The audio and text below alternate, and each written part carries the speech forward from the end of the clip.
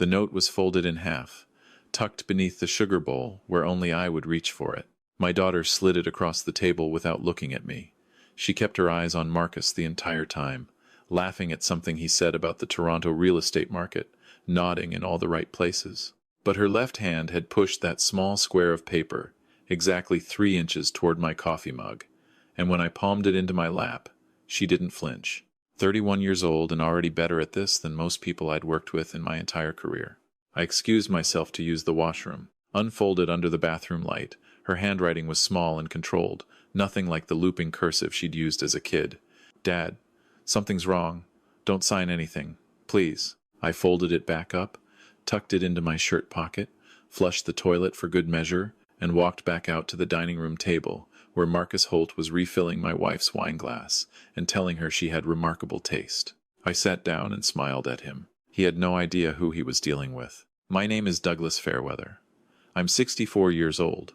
I spent 26 years with the Canada Revenue Agency's Criminal Investigations Program, the branch that doesn't send you letters, the branch that shows up. I investigated tax fraud, money laundering, Ponzi schemes, shell companies, and every variation of financial predation you can imagine. I saw the inside of more federal courtrooms than I care to count. I testified as an expert witness 11 times. I retired at 58 with a full pension, a commendation I keep in a drawer somewhere, and a very particular set of instincts that my wife, Patricia, says make me exhausting at dinner parties. She's not wrong. I notice things. It's not something I can turn off. The way someone pauses before answering a simple question. The way a confident person touches their collar. The way a story that should be simple gets complicated in the telling. 26 years of watching people lie to my face will do that to you. Patricia and I have been married 38 years. We live in a house in Oakville, Ontario, that we've owned since 1991, paid off since 2009. We have 2 children. Our son, Robert, is 35 and lives in Vancouver with his family. Our daughter, Sophie, is 31 and lives 40 minutes away in Hamilton, where she works as a graphic designer, and, until 8 months ago, was married to a man named Trevor who turned out to have a gambling problem he'd hidden from her for 4 years. The divorce was quiet. Sophie handled it with a kind of steady dignity that made Patricia cry with pride and worry in equal measure. By October, Sophie was on her own for the first time in 6 years, navigating a 1-bedroom apartment and a bank account that the lawyers had managed to keep mostly intact, and doing what people do after their world gets reorganized without their permission, rebuilding slowly, carefully, one reasonable decision at a time. That's when she met Marcus. She brought him to Thanksgiving dinner at our house in October. Patricia had been cooking since the previous afternoon. Robert had flown in from Vancouver with his wife, Janet, and their 2 kids. The house smelled like roasting turkey, and the particular kind of warmth that only happens when everyone you love is under the same roof. And I was feeling, if I'm honest, the uncomplicated happiness of a man who has nothing to prove anymore. Marcus Holt arrived with a bottle of Bordeaux that cost more than it needed to, and a handshake that was calibrated to the millimeter firm without aggression, held exactly 1 beat longer than necessary, eye contact, steady and warm. He was 41. He had the kind of face that reads as trustworthy. Square jaw, easy smile, the slight weathering of someone who spends weekends outdoors. He was dressed in what I can only describe as expensive, casual, the kind of outfit that announces money without appearing to try. "Mr. Fairweather," he said, "Sophie has told me so much about you. I understand you worked in federal investigations?" "Tax work," I said. "Mostly numbers." "Fascinating," he said, and immediately turned to compliment Patricia on the table setting. I watched him move through my family for the next 2 hours. He was good, I'll give him that. He knew when to be funny and when to be serious. He asked Robert about his work in a way that seemed genuinely curious. He played with Robert's kids with the right amount of enthusiasm, engaged, but not performative. He helped clear plates without being asked. He called Patricia Mrs. Fairweather until she told him to call her Patricia, and then he smiled like the correction was a gift. Sophie watched him the whole evening with the careful eyes of someone who has been hurt before and is trying very hard to believe this time is different. It was when he poured the wine a second time that I noticed the first thing. He asked Patricia how long we'd owned the house. It was a casual question, dropped into a conversation about Oakville neighborhoods, The kind of thing a person might ask out of genuine curiosity. Patricia answered without hesitation. Since '91, she said. We got lucky with the timing. Marcus nodded appreciatively, said something about how property values in that corridor had been extraordinary, and then, 2 minutes later, asked what we thought about downsizing. Not if we'd ever thought about it. What did we think about it? The presupposition was small. Most people wouldn't catch it, but I caught it because I spent 26 years listening to the architecture of how people ask questions, and what Marcus had just done was assume the answer before hearing it, then invite us to fill in the details. I gave him nothing. I said we were comfortable where we were. He moved on smoothly, and the conversation drifted toward dessert. Under the table, I turned the observation over in my mind like a stone. The note came during dessert. Sophie's hand, the sugar bowl. Dad. Something's wrong. Don't sign anything, please. After dinner, while Marcus helped Robert's kids find their coats, and Patricia made tea, Sophie found me in the kitchen alone for 45 seconds. There's a term sheet, she said quietly. He wants me to look it over this week. An investment opportunity. He says it's time-sensitive. What kind? Real estate fund. Private placement. He says the minimum is $30,000. She paused. He suggested I might want to ask you and Mom if you'd like in on it. He said older investors are the backbone of these kinds of funds. He used that exact phrase. Older investors are the backbone. Don't sign anything, I said. I know. Don't show him any account statements, any property documents, anything with a number on it.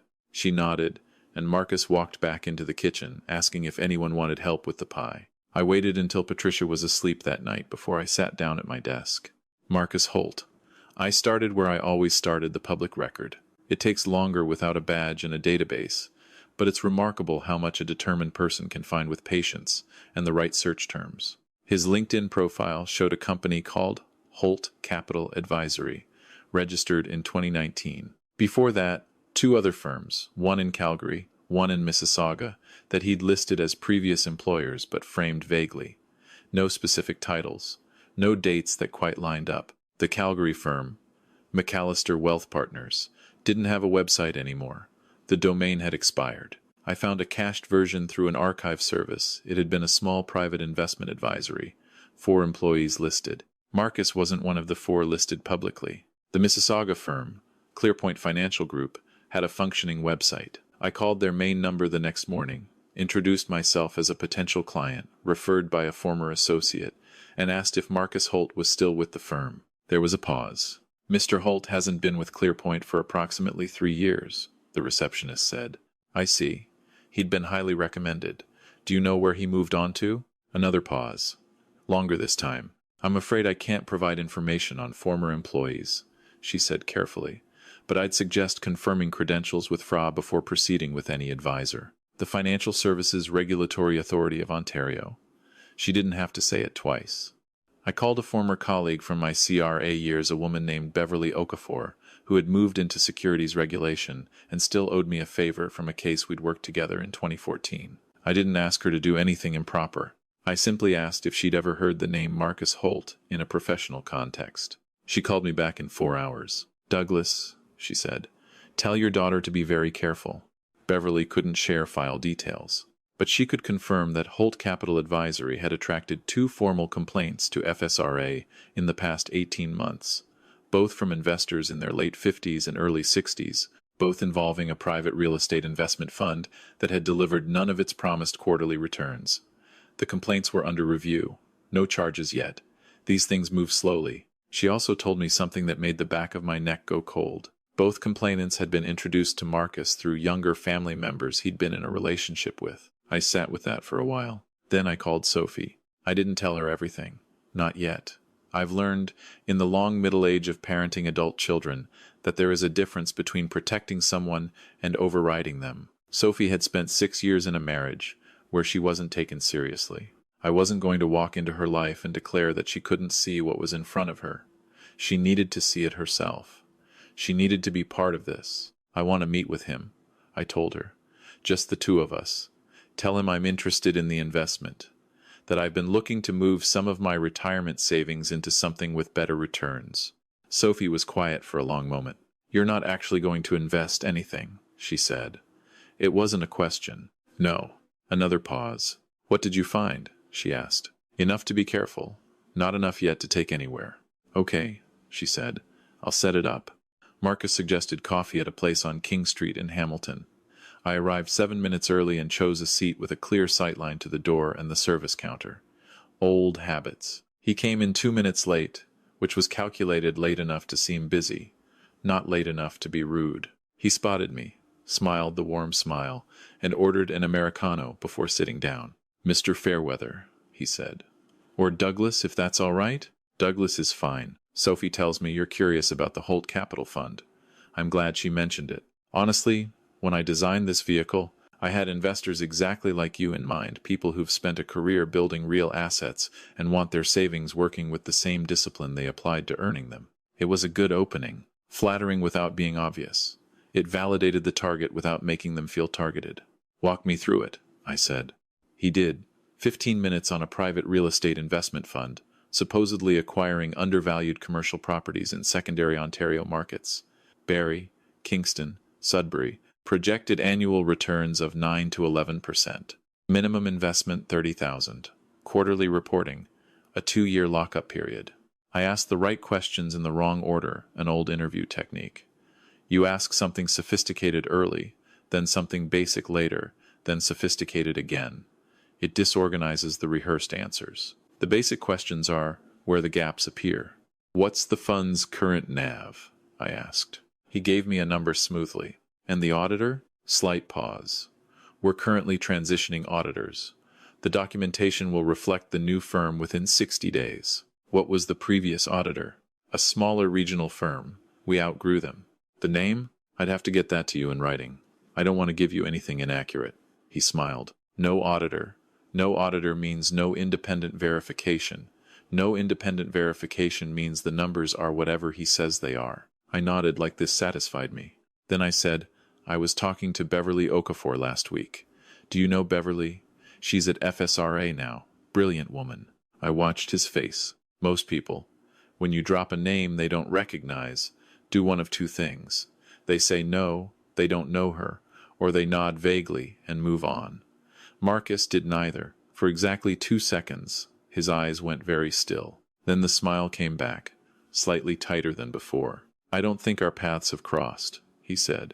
"Is she an investor?" "Old colleague," I said. "She speaks very highly of the regulatory work happening in private placement right now. Says it's a real moment of accountability for the sector." He picked up his coffee. His thumbnail was pressing into the side of the cup. "Absolutely," he said.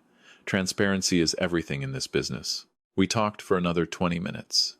I gave him nothing, no account figures, no indication of what I had or didn't have, no commitment. I told him I'd review the term sheet with my financial advisor before making any decisions. He left the coffee shop looking composed.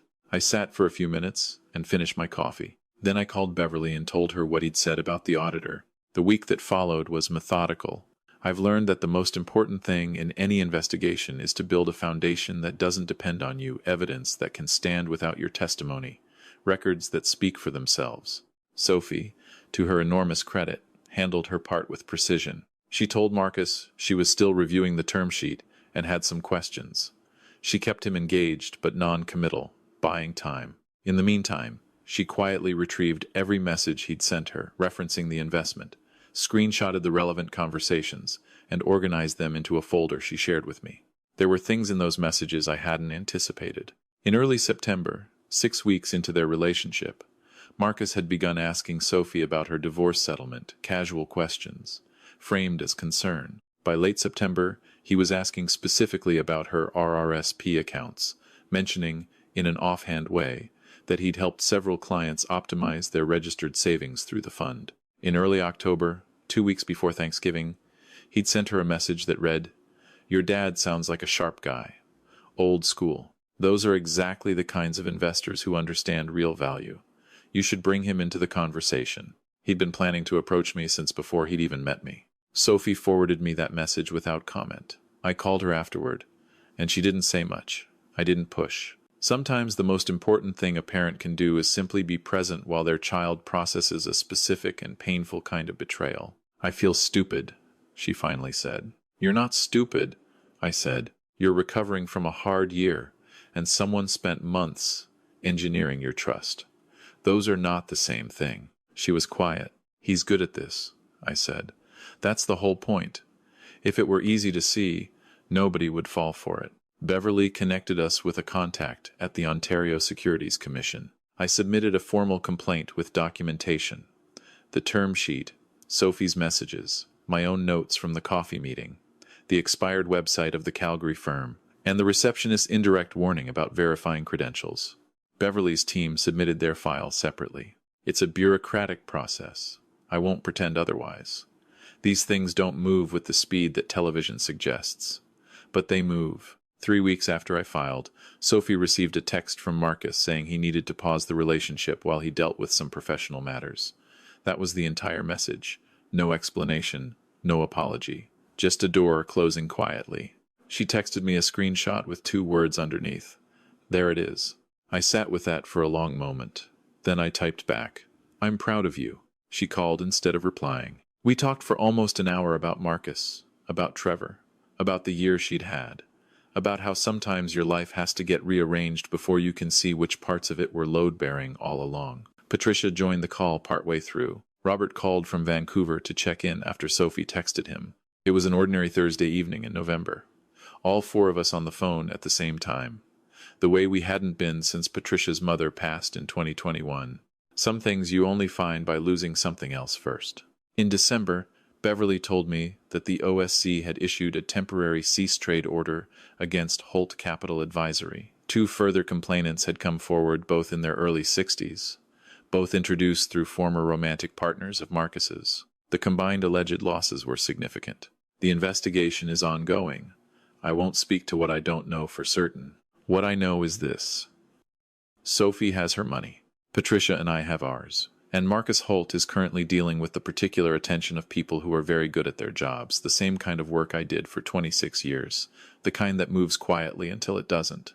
I've been thinking, since all of this, about what I'd say to someone who found themselves where Sophie was recovering from one difficult chapter and suddenly hopeful about the next one, vulnerable in that specific way that isn't weakness, but that certain people have learned to recognize and exploit. Here's what I know. A legitimate financial advisor will never create urgency.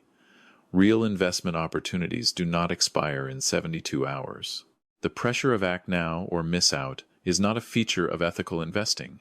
It is the oldest manipulation in the book, and it works precisely because it short-circuits the careful thinking that would otherwise protect you. A legitimate advisor will always have verifiable credentials.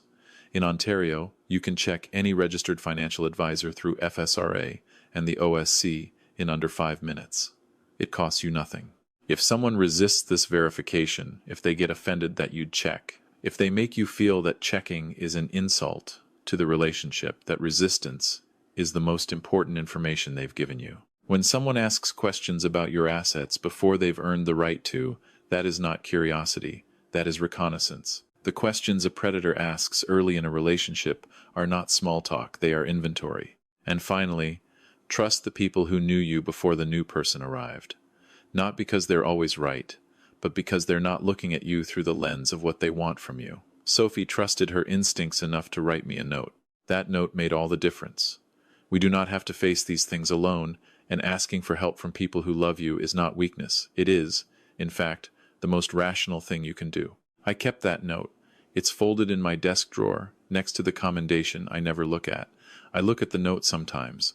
Dad, something's wrong. Don't sign anything, please. She trusted me. The least I could do was be worth trusting.